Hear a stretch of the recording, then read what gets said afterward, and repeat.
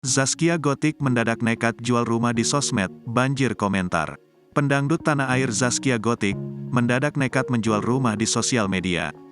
Bahkan, istri Sirajuddin Mahmud ini pun menjelaskan secara rinci spesifikasi bangunan rumahnya. Ibunda Akila Ramadhani Sirajuddin sampai saat ini belum menjelaskan alasan sampai nekat menjual rumahnya tersebut.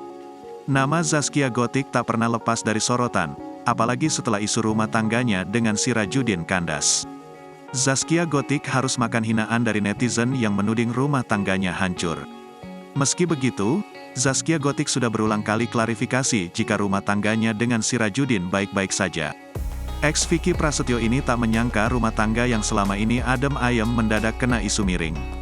Tak mau isu miring terus menyebar, Zaskia Gotik akhirnya buka suara. Ia pun membeberkan fakta soal rumah tangganya dengan sang suami. Zaskia Gotik tak mau terlalu menggubris lantaran yang tahu sikap asli suaminya adalah dirinya sendiri. Lama tak terdengar kabar setelah rumah tangganya digosipkan hancur, Zaskia Gotik kepergok jual rumah. Zaskia Gotik membagikan postingan soal sebuah rumah yang dijual. Zaskia Gotik membandrol rumah tersebut dengan harga 900 juta rupiah.